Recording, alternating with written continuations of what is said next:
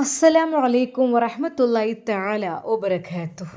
ദേഷ്യം പിടിച്ചുകൊണ്ട് വീട്ടിൽ നിന്ന് ഇറങ്ങിപ്പോയ അൻഷിഫ് നേരെ പോയത് മറ്റെങ്ങോട്ടുമല്ലായിരുന്നു. അത് സിനാൻ്റെ അടുത്തേക്ക്. അവൻ കോൾ ചെയ്തു. ഹലോ, എവിടെ നീ? ഞാൻ ഇപ്പോൾ റൂമിലാണുള്ളത്. ഓ, അങ്ങനെ, ഞാൻ അങ്ങോട്ട് വരാം. ഒരു നിമിഷം സിനാൻ ഒന്ന് ഭയന്നു. അതെ, ബുഷി എന്തെങ്കിലും തന്നെക്കുറിച്ച് പറഞ്ഞു കൊടുത്തോ എന്നതായിരുന്നു അയാളുടെ ഭയം. പക്ഷേ പറഞ്ഞു കൊടുത്താലും ഇല്ലെങ്കിലും അതിനേക്കാൾ വലിയ തെളിവുകൾ ഉണ്ടാക്കാനൊന്നും എനിക്കൊരു പണിയുമില്ല. അതെ, അവരുടെ രണ്ടുപേരുടെയും ആ ഒരു ഫോട്ടോ മതി. എന്ത് ചെയ്തിട്ടും എനിക്കത് എങ്ങനെയും ആക്കിയെടുക്കാം. അത് മതിയല്ലോ തെളിവിന്. അവൻ എന്നെ അങ്ങ് പൂട്ടാൻ നിൽക്കുമോ?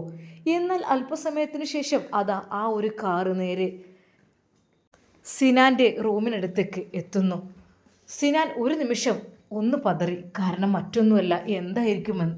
എന്നാൽ അൻഷിഫ് നേരെ റൂമിലേക്ക് വന്നു. ആ സോഫയിലിരുന്നു. ഒരു ഗ്ലാസ് വെള്ളം എടുക്ക്. അപ്പോൾ തന്നെ വെള്ളം കുടിച്ചു. ദാ, എങ്ങനെയുണ്ടടാ? എവിടുന്ന് വരുന്നത്? വൈഫ് ഹൗസിൽ നിന്ന് വരികയാണ്. അതെ, മറ്റവനുണ്ടായിരുന്നു വൈഫ് ഹൗസിൽ. ആര്? ആ ഷാമിലോ? ആ അതെ, എനിക്ക് സത്യം പറഞ്ഞ ദേഷ്യമാണ് വന്നത്. എന്നിട്ട് അവൾക്ക് അവിടെ നിൽക്കണം പോലും. എന്നിട്ട് വേണം അവർക്ക് അഴിഞ്ഞാടാൻ വേണ്ടി ഞാനങ്ങ് വിട്ടുകൊടുക്കാൻ. എന്താ നില്ലേ? ഞാനിങ്ങ് പോന്നു ദേഷ്യം പിടിച്ചിട്ട്. എടാ, അങ്ങനെ വിട്ടാൽ പറ്റില്ല. ആ ഷാമിലിനെ എൻ്റെ കയ്യിൽ കിട്ടിയിരുന്നെങ്കിലേ രണ്ടെണ്ണം ഞാൻ പൊട്ടിച്ചേനെ. എനിക്ക് ദേഷ്യം വരികയാണ് അവനെ ആലോചിക്കുമ്പോഴേ. എനിക്ക് പറ്റായിട്ടില്ല, പക്ഷേ നേരിട്ട് അവനെ തകർക്കാൻ കഴിയൂല, ചതിയിലൂടെയൊക്കെ പറ്റുള്ളൂ. എന്താന്നില്ലേ? അല്ലടാ, സത്യം പറ, ഇപ്പം എങ്ങനെയുണ്ട്? ഞാൻ പറഞ്ഞ കാര്യങ്ങൾ ആദ്യം നിനക്ക് വിശ്വസിക്കാൻ പ്രയാസം തോന്നിയല്ലോ. ഇപ്പം എങ്ങനെയുണ്ട്? ഇപ്പോൾ ഒക്കെ ഓക്കെ ഇല്ലേ? ഇപ്പോൾ ഒക്കെ റെഡിയായല്ലോ. അതാണ് പറഞ്ഞത്. എന്തോ ഒരു ചുറ്റിക്കളിയുണ്ട്. ഞാൻ പലവട്ടങ്ങളിലായിട്ട് അത് കാണുന്നുണ്ട്. എന്നാൽ അത് കാണുമ്പോഴൊക്കെ ഞാൻ അവരുടെ അയൽവാസി അല്ലെങ്കിൽ അറിയുന്നവരെന്നൊക്കെ വിചാരിച്ച് നിൽക്കും. പക്ഷേ പിന്നീട് അങ്ങോട്ട് അവർ ക്യാൻറ്റീനിലായിട്ട് റൂമായിട്ടും അങ്ങനെയായിട്ടും ഇങ്ങനെയായിട്ടൊക്കെ ഒറ്റക്കായി തുടങ്ങി. അപ്പോൾ എനിക്ക് ബലമായ സംശയം തോന്നി. കാരണം എൻ്റെ കൂട്ടുകാരനെ ചതിക്കുകയാണല്ലോ ആ പെണ്ണ്, അതും ആദ്യത്തെ പെരുന്നാൾ ദിവസം. അതുകൊണ്ട് തന്നെ ഒരിക്കലും എന്താ പിന്നെ ബുഷി ആളങ്ങനെ. ബുഷി കുഴപ്പമൊന്നുമില്ല. അവൻ പിന്നാലെ നടക്കുമ്പോൾ അവളുടെ സഭ എനിക്ക് ദേഷ്യം വന്നു അവളോട് അടിച്ച് ഞാൻ. എടാ, റിലാക്സ്, കൂൾ ഡൗൺ. എൻ്റെ മുഖത്തേക്ക് നോക്ക്. അതെ, നിനക്ക് നിൻ്റെ മൈൻഡിൽ വരുന്നത് ബുഷിയെ രക്ഷിക്കണം, ബുഷിയെ ഒരാളും തുടരുത് പിടിക്കരുത് എന്നുള്ളതായിരിക്കും. പക്ഷേ നമുക്ക് നമ്മുടെ ജീവിതത്തിലേക്ക്, അതിനുവേണ്ടി അവരുടെ ജീവിതത്തിലേക്ക് ആരെങ്കിലും കടന്നു വന്നു കഴിഞ്ഞാൽ അതൊരു കട്ടുറുമ്പായി മാറിക്കഴിഞ്ഞാൽ ഒരിക്കലും അവന് വെറുതെ വിടാൻ പറ്റില്ലല്ലോ. അതുകൊണ്ടാണ് അൻഷിഫ് ഞാൻ പറഞ്ഞത് നല്ലോണം ശ്രദ്ധിച്ചോ എന്നുള്ളത്. പിന്നെ അവളെ കാര്യം വേണമെങ്കിൽ ഞാൻ നോക്കിക്കോളാം. അവൾ എന്തെങ്കിലും തെറ്റ് ചെയ്യുന്നുണ്ടോ, അവളല്ലെങ്കിൽ അവനോട് എന്തെങ്കിലും ചാറ്റ് ചെയ്യുന്നുണ്ടോ, കാര്യങ്ങൾ എനിക്ക് അവളെ ഒന്ന് കീഴ്പ്പെടുത്തി തന്നാൽ മതി. അതായത് മറ്റൊന്നുമല്ല, അവളുടെ കാര്യം നോക്കാനുള്ള ചുമതല അതെനിക്ക് തരണം എന്ന് നിനക്ക് തോന്നുകയാണെങ്കിൽ തീർച്ചയായും ഞാൻ അവളുടെ കാര്യത്തിൽ വളരെയധികം സേഫ്റ്റിയോടുകൂടി അവളെ നോക്കും. എന്താ? എന്നാൽ ഒരു നിമിഷം അതാ അൻഷിഫ് അവൻ്റെ മുഖത്തേക്ക് നോക്കി. പിന്നെ ഒരു ഐഡിയ കൂടിയുണ്ട്. ആ ഷാമിൽ എന്ന പേരുള്ള ആ ചെക്കൻ വന്ന് കയറി അവളെ നല്ലോണം എന്നെ കൊണ്ട് പറയിപ്പിക്കണ്ട. പിന്നെ എടാ, എനിക്ക് അവൾ എന്നെ വിട്ടുപോകുമോ എന്ന് ഭയം തോന്നുന്നു. എന്നാൽ അല്പസമയം കഴിഞ്ഞപ്പോൾ അത് അൻഷിഫിനൊരു ഭയമാണ് വന്നത്. ഒരു തരം ഭയം. കാര്യം മറ്റൊന്നുമല്ല, അവളെങ്ങാനും തന്നെ വിട്ടുപോകുമോ എന്നുള്ള ഭയം. എനിക്ക് എൻ്റെ ബുഷി ഇഷ്ടമാണ്. ചിലപ്പോൾ എനിക്കൊരു മുൻകോപം വരും സ്വാഭാവികമായിട്ടും. ഇപ്പോഴും മുൻകോപം വന്നിട്ടാണ് ഞാൻ ഇറങ്ങിപ്പോകുന്നത്. പക്ഷേ എനിക്കിപ്പോൾ അവളെ ആലോചിക്കുമ്പോൾ വല്ലാത്ത വിഷമം തോന്നുന്നു. എന്താടാ, എന്നിൽ നിന്ന് അകന്നു പോകാതിരിക്കാൻ ഞാൻ എന്ത് ചെയ്യണം? എന്നാൽ സിനാൻ പറയുന്നു, അവളെ ഗർഭിണിയാക്കണം. എന്നാൽ അവൾ പോവില്ല. ഗർഭിണിയോ? ഞാനോ? അതിങ്ങനെ? എനിക്കതിനുള്ള ശേഷിയില്ലല്ലോ. എടാ, ആര് പറഞ്ഞില്ല ലൈംഗിക ബന്ധത്തിലൂടെ മാത്രമേ അങ്ങനെ ആവുള്ളൂ എന്നുള്ളത്? അതാണ് നീ പഠിച്ചത്. നീ വലിയ ഡോക്ടറാണുള്ളത് അറിയില്ലേ? അറിയാഞ്ഞിട്ടല്ല, ഞാനതൊരു വേറെന്തൊക്കെയോ ചിന്തിച്ചു പോയി. ശരി, അങ്ങനെയാണെങ്കിൽ അവളെ കുത്തിവെക്കാം. അവൾക്ക് കുത്തിവെച്ചിട്ട് അവളെ ഗർഭിണിയാക്കാം. എന്താ? എന്നാൽ പിന്നെ നിൻ്റെ കുഞ്ഞുമായി, എല്ലാം നിൻ്റേതായി. അപ്പോൾ നിൻ്റെ ഭാര്യയായി, നിൻ്റെ കുഞ്ഞായി. എങ്ങനെയുണ്ട്? ശരിക്കും അതാ അവൻ്റെ ആ ഒരു വാക്കുകൾ കേട്ട ഒരു നിമിഷം അൻഷിഫ് ഞെട്ടിപ്പോയി. കുത്തിവെക്കുക എന്നൊക്കെ വെച്ചാൽ അങ്ങനെ തന്നെയല്ലേ മക്കളില്ലാത്തവർ പിന്നെ എന്ത് ചെയ്യുക? കുത്തിവെക്കുക തന്നെ വേണം. അത് നിൻ്റെ ബീജവും അണ്ടവുമായി യോജിപ്പിച്ച് അത് കുത്തിവെച്ച് കഴിഞ്ഞാൽ പെട്ടെന്ന് അത് പ്രഗ്നൻസിയുടെ ആ ഒരു സ്റ്റേജിലേക്ക് എത്തുകയും നിനക്ക് വൈകാതെ തന്നെ കുഞ്ഞുണ്ടാകുകയും ചെയ്യും. അതല്ലേ ഏറ്റവും നല്ല ഓപ്ഷൻ. എന്നാൽ അത് കേട്ടപ്പോൾ അൻഷിഫിൻ്റെ മനസ്സിൽ അല്പം ഒരു സന്തോഷമുണ്ടായി. എനിക്ക് കുഞ്ഞോ, ഞാൻ ആ കുഞ്ഞിനെ ശരിക്കും നമ്മുടെ അൻഷിഫിൻ്റെ മനസ്സിൽ വല്ലാത്തൊരു ആഗ്രഹം മുട്ടിട്ടു.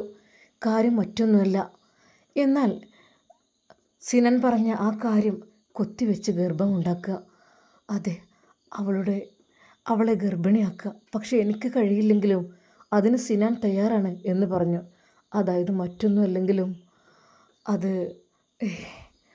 അവൻ്റെ മനസ്സിൽ പല ചിന്തകൾ. ഇനിയൊരു പക്ഷേ വേണ്ടാത്തൊന്നും ചിന്തിക്കേണ്ട, ഞാൻ വരാം. എന്നാൽ അൻഷിഫ് അത് യാത്ര പറഞ്ഞ് പോകുന്നു സിനാനോട്. അല്ല, നീ എന്താ എത്ര പെട്ടെന്ന്? ഉമ്മയോടൊന്ന് പോയി പറയട്ടെ. എന്ത്? ഇതോ, ദയവ് ചെയ്ത് ഒരാളോട് ഇത് പറയരുത്. കാരണം നീ മക്കളില്ലാത്ത ഒരാളാണ്. മക്കളുണ്ടാക്കാനുള്ള ശേഷി നിനക്കില്ല. അപ്പോൾ നിന്നിൽ നിന്ന് ശേഖരിക്കുന്ന അതൊക്കെ എല്ലാവർക്കും പല സംശയവും തോന്നും. അതുകൊണ്ട് തൽക്കാലം നീ ആരോടും പറയണ്ട, ഓക്കെ? അങ്ങനെ ഏതാ നമ്മുടെ ഡോക്ടർ അൻഷിഫ് വീട്ടിലേക്ക് പുറപ്പെടുന്നു. കാറിൻ്റെ ശബ്ദം കേട്ടതും ഉമ്മ ഓടിയെത്തി. മോനെ, എന്താ ഇത്ര പെട്ടെന്ന് വന്നത്? ഏയ് ഒന്നുമില്ലമ്മ. എന്താടാ, എവിടെ ബുഷി? എവിടെ ബുഷി? പിറകിലെ ഡോർ തുറന്ന് ബുഷി വന്നില്ല. ഉമ്മ സങ്കടപ്പെട്ടു. എന്തു പറ്റി? അവളെവിടെ? അവളുടെ വീട്ടിലാണ്. എന്ത് പണിയാ മോനെ നീ കാണിച്ചത്? നിന്നോട് ഞാൻ പറഞ്ഞില്ല 2 ദിവസം എവിടെയും ടൂറൊക്കെ പോയിട്ട് തിരിച്ചു പോരി എന്നുള്ളത്? അതെ, ആ ഉമ്മയുടെ ആഗ്രഹം അവരെ 2 പേരെയും ഒന്നിപ്പിക്കുക എന്നത് തന്നെയായിരുന്നു. നീ ഇന്ന് തന്നെ ഇങ്ങോട്ട് പോകുന്നത്? എന്തെങ്കിലും പിടക്കണ്ടായിരുന്നു? നിനക്ക് ദേഷ്യത്തിനൊരു കുറവില്ലല്ലോ. എന്താണെങ്കിലും പെട്ടെന്ന് നന്നാവും ചെയ്യും. പക്ഷേ നിന്റെ മുൻകോപം നിന്നെ പലതിൽ നിന്നും പല പ്രശ്നത്തിനും ചെന്ന് ചാടിക്കൂട്ടോ. വേണ്ടാത്തതിന് നിൽക്കണ്ട, പറഞ്ഞില്ലെന്ന് വേണ്ട. അവനിങ്ങോട്ട് അവളില്ലാതെ വന്നിക്കുകയാണ്. എന്ത് പണിയാണ് നീ കാണിച്ചത്? എത്ര നല്ല മട്ടത്തിന് ഇറങ്ങി. എന്തായിരുന്നു അവളെ? ഞാൻ പറഞ്ഞില്ല നിങ്ങൾ അങ്ങോട്ടെങ്കിലും പൊയ്ക്കോളി എന്നുള്ളത്. അപ്പോഴേക്കും അവൻ ഇങ്ങോട്ട് വന്ന് കയറിയിരിക്കണം ഓളെ കൊണ്ടുവരാതെ. നാണല്ലല്ലോ നിനക്ക്. ഏതായാലും അതിനുള്ള കഴിവൊന്നുമില്ല. എന്നാൽ പിന്നെ കൂടെ കൊണ്ടു നടക്കെങ്കിലും വേണ്ടേ? ഉമ്മയുടെ ആ ഒരു വാക്ക് കേട്ടപ്പോൾ ശരിക്കും അൻഷിഫ് തകർന്നു പോവുകയാണ്. അതെ, നിനക്ക് അതിനുള്ള കഴിവൊന്നുമില്ല, എന്നാൽ കൂടെങ്കിലും കൊണ്ടു നടക്കണ്ടേ എന്നുള്ള ആ ഒരു വാക്ക് അവൻ്റെ മനസ്സിനെ വല്ലാതെ അങ്ങ് വേദനിപ്പിച്ചു. അവൻ റൂമിലേക്ക് കയറി. ഒരു നിമിഷം അവൻ ആലോചിച്ചു. അതെ, സിനാൻ പറഞ്ഞ ആ കാര്യത്തിലേക്ക് കടക്കാം. അറിയണം എല്ലാവരും, എനിക്കതിനുള്ള ശേഷിയുണ്ട്, എനിക്ക് കുഞ്ഞുണ്ട് എന്നതറിയണം. ഒരു നിമിഷം അവൻ വിചാരിച്ചു, അതെ, ഏതായാലും സിനാൻ എൻ്റെ കൂട്ടുകാരനായതുകൊണ്ട് അവൻ എൻ്റെ കാര്യങ്ങളൊക്കെ നോക്കുന്നത് കൊണ്ടും അവൻക്ക് യാതൊരു രീതിയിലുള്ള പ്രശ്നങ്ങളും ഒന്നുമില്ല. എന്തായാലും വേണ്ടില്ല, സിനാനോട് കാര്യങ്ങളെല്ലാം ഓക്കെ പറയണം, പെട്ടെന്ന് ബുഷിയെ ഗർഭിണിയാക്കണം എന്നുള്ള ചിന്തയിലായി അൻഷിഫിൻ്റെ ആ ഒരു പ്ലാനിങ്ങുകൾ. സിനാൻ ചതിക്കൊന്നുമില്ല, എനിക്കൊരു വിശ്വാസമാണ്. പക്ഷേ മറ്റവൻ വരുമെന്നുള്ള ഭയമാണ്. അതെ, അവൾ ഗർഭിണിയാക്കി ഇവിടെ നിർത്തണം. ഒരിക്കൽ പോലും പുറത്തേക്ക് ഞാൻ വിടില്ല. വിട്ടുകഴിഞ്ഞാൽ അത് വേറെ പലതും പറഞ്ഞുണ്ടാക്കും. എന്തായാലും വേണ്ടില്ല. എന്നാൽ ആ സമയത്ത് തന്നെ അതാ സിനാൻ വിളിക്കുന്നു. ഹലോ, എന്താടാ? അത് എനിക്ക് അത്യാവശ്യമായിടാ. ഞാൻ നിൻ്റെ വാക്കുകളോട് യോജിക്കുന്നു. എന്നാൽ ഇത് കേട്ടപ്പോൾ സിനാൻ സന്തോഷിച്ചു ഒത്തിരി. വാ, അതെ, അങ്ങനെ വഴിക്ക് വാ മോനെ അൻഷിഫ്. ഹലോ, പറയടാ, അതിനെന്തൊക്കെയാണ് വേണ്ടത്? ഒന്നുമല്ല, നീ നിൻ്റെ പെണ്ണിനെയും കൊണ്ട് വരിക, അതുമാത്രം. പിന്നെ നിന്നിൽ നിന്ന് ശേഖരിക്കാനുള്ളതും അവളിൽ നിന്ന് ശേഖരിക്കാൻ അതൊക്കെ അങ്ങ് ഇഞ്ചെക്റ്റ് ചെയ്യുക, അതേ ഉള്ളൂ. വേറെ പരിപാടിയൊന്നുമില്ല. സംഭവം എളുപ്പമാണ്. ഓ, അങ്ങനെ. അല്ലടാ, വല്ല സൈഡ് എഫക്റ്റും എനിക്ക് വന്ന പ്രശ്നമില്ല. അവൾക്ക് വല്ലതും വരുമോ? എന്തടാ, ഒരു പ്രശ്നമില്ല. അതെ, ഒരൊറ്റ ദിവസം കൊണ്ട് ഞാൻ അവളെ പ്രഗ്നൻ്റ് ആക്കി തരാം. ഈ നോക്കിക്കോ. ഒറ്റ ദിവസം എന്നൊക്കെ പറഞ്ഞപ്പോൾ എന്താ അതിൻ്റെ ഒരു അർത്ഥം? അതിപ്പോൾ ഒരു സാവകാശം പോലും കുഴപ്പമില്ല. 1 ആഴ്ച 2 ആഴ്ച നീങ്ങിയാൽ ഓക്കെ, എല്ലാം റെഡിയാക്കി തരാം. പിന്നെ എൻ്റെ അൻഷിഫ്, എനിക്ക് പറയാനുള്ളത് മറ്റൊന്നുമല്ല. നീ ഇതാരോടും പുറത്ത് പറയണ്ട. പിന്നെ നിനക്കൊരു കുഞ്ഞുണ്ടാകുക എന്നുള്ളത് എല്ലാവർക്കും ഒരു സന്തോഷമുള്ള സംഭവമാണ്. പല പെൺകുട്ടികളും ഇന്നും നിന്നെ മോഹിക്കുന്നുണ്ട്. പക്ഷേ നിനക്ക് ലൈംഗിക ശേഷി ഇല്ലെന്നോ താല്പര്യമില്ലെന്നോ മക്കളില്ലെന്നോ എന്നുള്ള കാര്യം ആരും അറിഞ്ഞിട്ടില്ല. ഇനി അത് അറിയിക്കുകയും ചെയ്യണ്ട. എനിക്ക് മാത്രം അറിഞ്ഞാൽ മതി. എന്നാൽ അതിനിടയിൽ അവൾ ഗർഭിണിയായി എന്നുള്ള ആ ഒരു വാർത്ത കൂടി കേൾക്കുമ്പോൾ എന്തൊക്കെ തന്നെയായാലും നല്ലൊരു സന്തോഷമായിരിക്കും അത്. അൻഷിഫ് ഒരു നിമിഷം പലതും വിചാരിച്ചു കഴിഞ്ഞു അതിനിടയിൽ. കാരണം ഒരു കുഞ്ഞിക്കാല്, അതെ, ആ കുഞ്ഞിനെ ഞാനും ബുഷിയും വളരെയധികം സന്തോഷത്തോടു കൂടെ പരിചരിക്കുക, ലാളിക്കുക, അതിനെ ഇഷ്ടം പോലെ കളിപ്പിക്കുക. അതൊക്കെ എന്നായിരിക്കും. എന്നാൽ ഈ സമയം അതാ ഫോൺ കട്ട് ചെയ്ത് വീണ്ടും വിളിക്കുന്നു. ഹലോ. തീരുമാനങ്ങളൊക്കെ പെട്ടെന്നായിക്കോട്ടെ, ഇനി അധികം വൈകിപ്പിക്കണ്ട. കാരണം ഈ ഒരു സമയത്തൊക്കെ പറഞ്ഞാലേ എന്തായാലും വേണ്ടില്ല. ഒരൊറ്റ രാത്രി കൊണ്ട് ഞാൻ എല്ലാം സെറ്റാക്കി തരാമെന്ന് പറഞ്ഞല്ലോ. നിങ്ങളെന്തായാലും വരി, അവളെ വിളിക്ക് പോയിട്ട്. എടാ, ഞാൻ അവിടെ നിന്ന് പോന്നിട്ടുള്ളൂ, ഇനിയും തിരിച്ച് തന്നെ, ഇനി 2 ദിവസം അവിടെ കിടന്നോട്ടെ. എന്നാൽ ഈ സമയം അതാ ഷാമിലിൻ്റെ വീട്ടിൽ. ഷാമിലിന് വല്ലാത്തൊരു വിഷമമുണ്ട്, പ്രയാസമുണ്ട്. കാര്യങ്ങൾ എന്തൊക്കെയോ നടക്കുന്നുണ്ട്. ശരിക്കും സാധാരണ ഒരു കപ്പിൾസിൻ്റെ സ്നേഹം പോലെയല്ല ഇതിലെന്തൊക്കെയോ ഒന്ന് ഒളിഞ്ഞു കിടപ്പുണ്ട്. ശരിക്കും ഷാമിലിൻ്റെ മനസ്സിൽ നല്ല ചിന്തയുണ്ടായിരുന്നു അതിനെക്കുറിച്ച്. ബുഷിയെ ആരും ഉപദ്രവിക്കാൻ പാടില്ല. പക്ഷേ സിനാൻ്റെ ആ നോട്ടവും ഭാവവും ഒന്നും ശരിയല്ല. ഡോക്ടർ സിനാനാണ്, പറഞ്ഞിട്ടെന്താ. അവൻ്റെ ആ ഒരു മോശം സ്വഭാവം എൻ്റെ ബുഷി അവൻ നശിപ്പിക്കും, എനിക്ക് ഉറപ്പുണ്ട്. എങ്ങനെ അവളോട് ഒന്ന് പറഞ്ഞ് മനസ്സിലാക്കി കൊടുക്കുക, എനിക്കറിയുന്നില്ല. ഇനി അവർ പോയോ എന്തോ അറിയില്ല. അയാൾ ഇറങ്ങിപ്പോയ സമയത്ത് ബുഷി അതിൽ പോയിട്ടില്ലായിരുന്നു. കൊണ്ടുപോകാൻ വന്നിട്ടുണ്ടോ എന്തായാലും വേണ്ടിയില്ല. എന്നാൽ ഈ സമയം അതാ സിനാൻ പല പല സ്വപ്നങ്ങൾ കണ്ടുകൊണ്ടിരിക്കുകയാണ്. ബുഷി, എങ്ങനെയുണ്ട്? നിൻ്റെ ഭർത്താവിൻ്റെ കൈകൾ കൊണ്ട് തന്നെ ഞാൻ എൻ്റെ പേഷ്യൻ്റാക്കി നിന്നെ കണക്ക് കൂട്ടുകയാണ്. എന്നിട്ട് നിന്നെ ഞാൻ ഒരൊറ്റ ദിവസം കൊണ്ട് എന്ന് പറഞ്ഞ പോലെയാക്കും. എന്താ ബുഷി? ഇനി ആ കഴിവ് കെട്ടവനെ ഉപേക്ഷിച്ചിങ്ങ് പോരൂ, അതായിരിക്കും നല്ലത്. ബുഷി, നിന്നെയാണുണ്ടല്ലോ. അങ്ങനെ ഒരു പല പല ചിന്തകളിലും അയാൾ മുഴുകിക്കൊണ്ടിരുന്നു. കാരണം ബുഷിയുമായി ടൂർ പോക്കും റിസോർട്ടിൽ താമസവും എല്ലാം കൂടി വളരെയധികം ഹാപ്പിനെസ് ആയിട്ട് അവൻക്ക് തോന്നി. അവൻ്റെ മനസ്സിൽ ബുഷിയാണ്. പൊന്നു മോളെ ബുഷി, നിൻ്റെ ഭർത്താവ് തന്നെ നിന്നെ എനിക്ക് വേണ്ടി സമ്മാനിച്ചിരിക്കുന്നു. തൽക്കാലം കുത്തിവെപ്പ് എന്നുള്ളൊരു ചികിത്സാ രീതിയുടെ മറവിൽ ഞാൻ ചെയ്യാൻ പോകുന്നത് ബുഷി, നീ എൻ്റെ കൈകളിൽ കിട്ടട്ടെ. അന്ന് എൻ്റെ ഒരുപാട് ദിവസത്തെ ആ ആഗ്രഹമൊന്ന് എനിക്ക് സാക്ഷാത്കരിക്കണം. അതിനു വേണ്ടിയിട്ടാണ് ഞാൻ ഇത്രയ്ക്കും വലിയൊരു പ്ലാൻ സെറ്റാക്കിയത്. അതെ, ശരിക്കും ബുഷി എൻ്റെ കുഞ്ഞിനെ പ്രസവിക്കും. ഒരിക്കൽ പോലും അത് അൻഷിഫിൻ്റെ കുഞ്ഞായിരിക്കില്ല, അതെൻ്റെതായിരിക്കും. പക്ഷേ അവനെ വെറുതെ അങ്ങ് പറഞ്ഞ് പേരിനെ അവൻ്റെ ബീജമെടുത്ത് കുത്തിവെക്കുന്ന രീതിയിലാക്കിയിട്ടും അവനങ്ങ് മെല്ലെ അങ്ങ് പറ്റിച്ചെടുക്കണം. എന്നിട്ട് അത് ചികിത്സിക്കാനെന്ന വണ്ണം കാര്യം സാധിപ്പിക്കണം. അതാണ് എൻ്റെ ആഗ്രഹം. ബുഷി, നീ എനിക്കുള്ളതല്ലേ.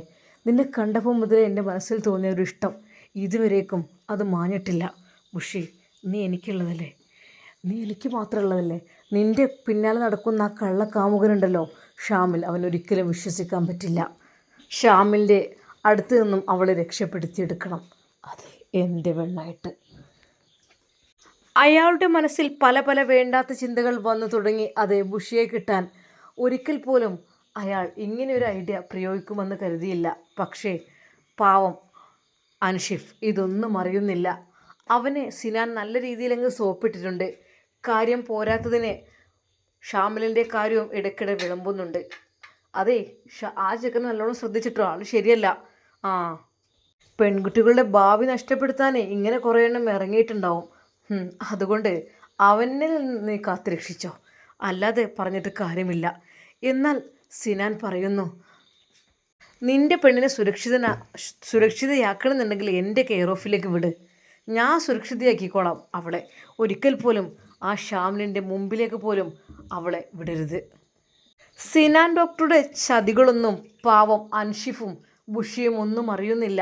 അയാളുടെ മനസ്സിൽ പല പല പ്ലാനിങ്ങാണ് ഒളിഞ്ഞു കിടക്കുന്നത്. എന്നാൽ ഇതൊക്കെ എപ്പോഴാണ്, എന്താ അതിനുള്ള ടൈമും കാര്യങ്ങളും എന്നൊന്നും അതൊന്നും അവർക്കില്ല. അതൊക്കെ അവരുടെ ഒരു പ്ലാനിങ് ആയിരിക്കും എന്തായാലും. എന്നാൽ ആ ദിവസം നമ്മുടെ അൻഷിഫ് സുഖത്തോടെ കിടന്നുറങ്ങുന്നു. ഉമ്മ പറഞ്ഞു, മോനെ അവളെ കൂട്ടിക്കൊണ്ട് പോവാ, ഉമ്മ 2 ദിവസം അവിടെ നിൽക്കട്ടെ, പെരുന്നാളൊക്കെ അല്ലേ, ലീവല്ലേ എന്നാലും മോനെ ഇന്ന് തന്നെ വരാനൊക്കെ പാടുണ്ടോ? എന്താ നീ ഇങ്ങനെ? നിനക്കെന്താ അവളുടെ കൂടെ നടക്കാൻ തീരെ താല്പര്യമൊന്നുമില്ലേ? എൻ്റെ പൊന്നുമ്മ, നിങ്ങളൊന്നും മിണ്ടല്ല ഇപ്പോൾ തൽക്കാലം. ഞാൻ എടുത്തോണ്ട് എങ്ങനെയെന്ന് വെച്ചാൽ നിങ്ങളൊന്നും എന്നെ ഉപദേശിക്കേണ്ട ആവശ്യമില്ല. എന്നാലും മോനെ നീ ചെയ്ത് വല്ലാത്തൊരു ചതിയായിപ്പോയി. ആ പെൺകുട്ടിനെ അവിടെ ഇട്ടിങ്ങോട്ട് പോന്നുല്ലേ? മതിവിധി തീർന്നിക്കണം നിങ്ങളെ ഇല്ലല്ലോ. അതിനാണ് ഞാൻ അങ്ങനെ നിങ്ങളെ പിന്നാലെ നടക്കുന്നത്. അങ്ങോട്ട് പോയിക്കോളി, റൂമൊക്കെ പോയിക്കോളി, കിടന്നോളി എന്ന് പറഞ്ഞിട്ട്. 2 ദിവസം ടൂറിന് പോലും നിങ്ങളുടേതായ ലോകത്തിലായി മാറുമ്പോഴേ എന്തെങ്കിലുമൊക്കെ പഠിച്ചോന് നമുക്കൊരു കാരുണ്യം വർഷിച്ചാലോ. നമ്മളൊരിക്കലും പ്രതീക്ഷ കൈവിടരുത്. എന്നാൽ ഇത് കുറച്ച് കടന്ന കൈയായിപ്പോയി. ആ പെണ്ണിനെ അവിടെ ഇട്ട് പോരണ്ടായിരുന്നു. ഇനിയിപ്പോൾ എന്താ, ഞാൻ വിളിച്ചു നോക്കട്ടെ. അപ്പോൾ തന്നെ ഉമ്മ അതാ ബുഷിയുടെ ഫോണിലേക്ക് വിളിക്കുന്നു. ഹലോ മോളെന്തേടി വരാനിത്? ഉമ്മ, അത് എനിക്കറിയാം, ഓൻ ഇറങ്ങിപ്പോകുന്നതായിരിക്കില്ലേ. ഓനടി കുറച്ച് മുൻകോപമുള്ള മനുഷ്യനല്ലേ, അല്ലാതെ എന്നോടുള്ള ദേഷ്യം കൊണ്ടൊന്നുമല്ല. അപ്പോൾ അവർ ദേഷ്യത്തിന് അങ്ങനെ എന്ത് ദേഷ്യം ഉണ്ടായി? എന്നാൽ ബുഷി അത് മറച്ചു വെച്ചു. അവൾ പറഞ്ഞില്ല ഷാമിലിനെ കണ്ട ദേഷ്യമാണെന്ന്. അവളതെല്ലാം ക്ഷമിച്ചു. ഉമ്മ ആയിക്കോട്ടെ മോളെ, ഞാൻ മോനെ പറഞ്ഞേക്ക്, മോളോണ്ട് പോന്നോണ്ടിട്ടോ. എന്നാൽ അത് കേട്ടപ്പോൾ അതാ ബുഷിയുടെ മനസ്സിൽ അല്പം സമാധാനം തോന്നി. കാര്യം മറ്റൊന്നുമല്ല, വിവാഹം കഴിഞ്ഞിട്ട് ഭർത്താവിൻ്റെ വീട്ടിലേക്ക് പോകാതിരുന്നാൽ എല്ലാവർക്കും 100 ക്വസ്റ്റ്യൻസ് ആയിരിക്കും ഉണ്ടായിരിക്കുക.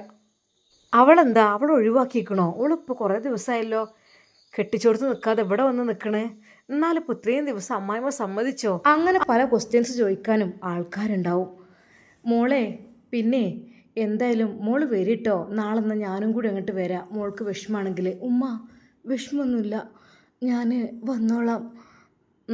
ആയിക്കോട്ടെ മോളെ. എന്നാൽ അവൾക്ക് അല്പം സമാധാനം തോന്നി.